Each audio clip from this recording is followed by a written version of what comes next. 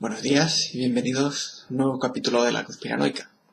Hoy, como habéis podido leer, trataremos el tema de, un paradigma científico alternativo al actual, ¿no?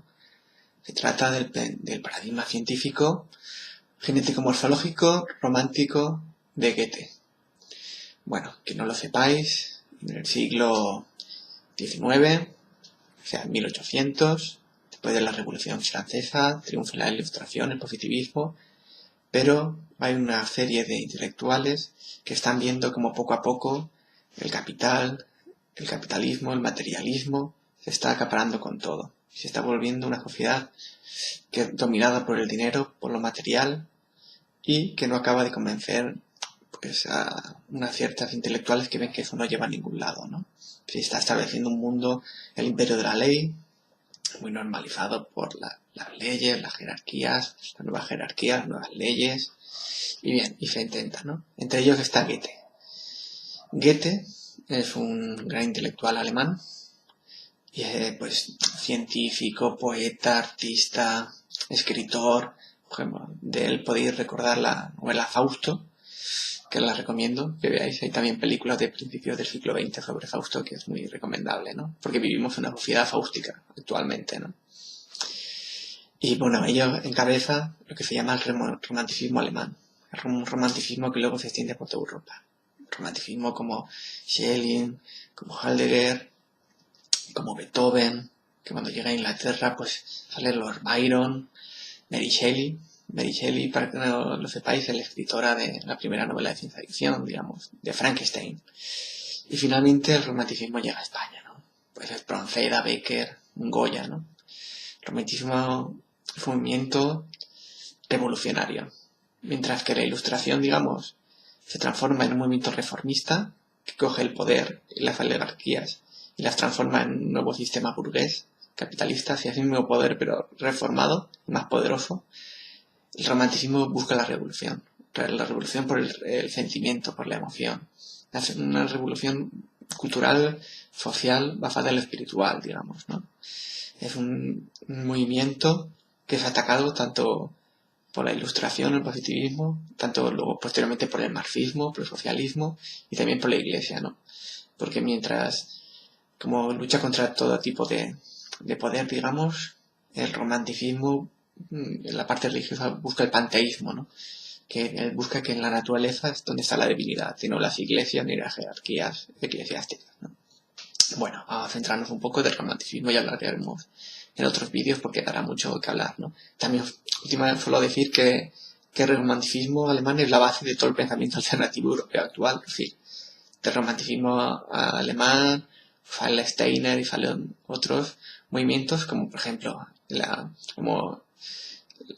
naturismo, el vegetarianismo, el veganismo, el ecologismo. O sea, todos los movimientos, gran parte del New Age también, de la homeopatía, de la nueva medicina germánica, todo esto nace del romanticismo alemán, ¿no? Por otro lado, podemos ver como, por ejemplo, también esa lucha contra el materialismo y el capitalismo. Y bueno, vamos a ver que este movimiento subversivo en qué se basa, ¿no? Se basa, pero centrándonos en la parte científica, ¿no? Pues nace de la teoría de los colores de Goethe. Goethe, a los 50 años aproximadamente, redacta esta teoría de los colores, que es una demostración empírica científica que rebate los paradigmas de Newton, físico-matemáticos, de lo que es la luz, ¿no? Repito, es una demostración científica empírica de la teoría de los colores. Os dejaré en los comentarios un par de vídeos donde se explica mucho mejor en qué consiste la teoría de los colores y cómo es su experimentación científica, ¿no? La teoría de los colores lo que viene a decir es lo siguiente. El color no nace de la luz. El color nace del contraste entre luz y oscuridad. O sea, lo que promete viene a decir el paradigma genético-morfológico, viene a decir que sujeto y objeto es un todo. Mientras que el físico matemático de Newton dice que sujeto y objeto tienen que estar separados.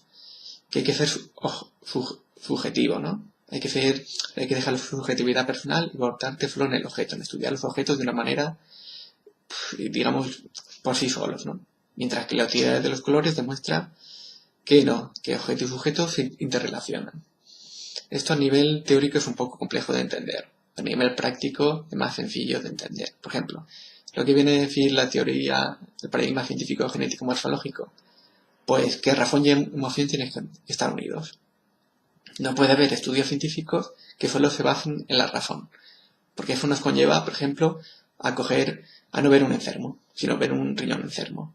O experimentar con animales, no ver el sufrimiento del animal que estás experimentando con él. ¿Por qué? Porque tú solo buscas unos resultados objetivos, de solo razonamiento, y no coges ninguna emoción con respecto ni al paciente ni a un animal, por ejemplo, que estás experimentando con él. Es decir, este tipo de pensamiento científico nos conduce inexorablemente a Auschwitz y a la bomba atómica. No importa lo que sufre esa gente, no importa el conocimiento científico, la ilustración, el positivismo, y no importa si destruyemos la naturaleza, ¿no? Importa solo los resultados científicos. Lo que viene otra cosa de este paradigma científico, lo que viene a decir es lo siguiente.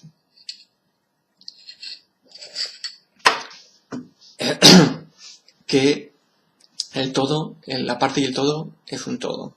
Están complementadas, ¿no? Tú no puedes estudiar una planta si no la estudias en su medio natural, en su ecosistema, ¿no? ¿Qué hace el paradigma científico newtoniano? Materialista capitalista. Pues coge la planta y se la lleva a un laboratorio. Y la divide, disecciona. Le mide la altura, el peso, y sus componentes químicos. Y extrae de ella lo que pretende extraer de ella, ¿no? No, pero este paradigma dice no, es holístico, el paradigma morfológico, genético morfológico. Tienes que ver en su contexto al enfermo, por ejemplo, o a la planta, por ejemplo, ¿no? Sacado de su contexto no tiene sentido estudiar, porque simplemente son estadísticas, ¿no? O números, ¿no? Otra parte que tiene este paradigma científico, la génesis. La génesis no tanto de la genética como la conocemos ahora, de los genes, los conocemos, sino la génesis de la cosa, de dónde viene. Por ejemplo, tú no puedes estudiar al ser humano solo desde un punto de vista, de solo un punto de vista. Por ejemplo, o verlo solo desde un punto económico, solo un punto médico, un punto biológico. Tienes que ver que hay un desarrollo desde hace 3.000 o 4.000 años de toda la cultura humana y cómo se va desarrollando esa cultura, ¿no? O un animal y ver de dónde procede, sus antepasados y dónde viene su relación con el ser humano y todas estas cosas, ¿no? O sea, hay que ver la génesis de las cosas. Si este es un paradigma científico que, a diferencia del racionalista actual, permite estudiar fenómenos como el ovni, como gran parte de la fenomenología del misterio, ¿no? Un fenómeno ovni, por ejemplo, no puedes estudiarlo de manera racional, viendo la velocidad, el peso, la altura, el color, sino dentro de su contexto histórico y dentro del contexto de la naturaleza y cómo él se intenta relacionar contigo y tú con él. Sujeto y objeto, ¿no? Y eso es lo más importante, ¿no? Como podemos decir, otra cualidad, ¿no? Que mientras el paradigma científico-matemático, así materialista capitalista Newton, se basa en la desnaturalización de la naturaleza. Como hemos dicho, es sacar la parte del todo y estudiarlo. O sea, se trata de la especialización al extremo. O sea, al final se sabe mucho de muy poquito, pero nada del todo. O sea, se rompe la relación holística y el todo del conjunto, ¿no? Es muy especializado sobre todo. Alguien se especializa en algo, una bacteria, por ejemplo, pero deja de pensar en el resto de la relación con la naturaleza de esa bacteria, ¿no? Y por otro lado, se basa también en la deshumanización del ser humano.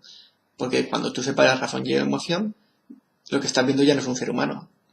Estás viendo una parte del ser humano que es la racionalidad y por otra parte separas la emocionalidad, ¿no?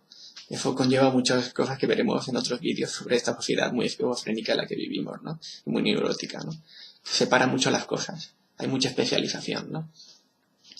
Luego veremos también que, bueno, que este paradigma científico explica muchas cosas, ¿no? Aunque ahora nos venden toda la moto de que si la ciencia cuántica explica todo el New Age y todas estas cosas, no hace falta utilizar la física cuántica para explicar cosas. Aplicando el paradigma genético morfológico de Goethe, se explican todos estos fenómenos, ¿no? De la cuántica, las realidades cuánticas y todas estas cosas, y las paradojas y todas estas cosas. Sí. Y bueno, finalmente decir que este paradigma científico estuvo vigente pues unos 30 años, casi, o 50 años en Europa. porque varios intelectuales se juntaron e intentaron darle esta visión a las corrientes de pensamiento europeo, ¿no? El ciclo de Weimar, etcétera, ¿no? Y luego ya a finales, 1870, por ahí ya, el materialismo capitalista se apodera de las universidades, de los intelectuales, y empieza su camino de vía que acaba, como veremos, en la Segunda Guerra Mundial, en Auschwitz, en la Primera Guerra Mundial, la Segunda en Auschwitz, en la Guerra Fría y en el actual sistema social que vivimos, ¿no? Eso es lo que nos trae.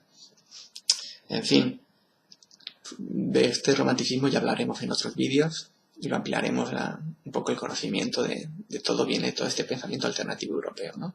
Que es unos pequeños trazas sobre el tema, ¿no? En fin, de Goethe suelo decir una gran frase suya, ¿no? Que decía: el ser humano más esclavo es aquel que falsamente se cree libre. O sea, con esto es lapidaria esta frase, ¿no?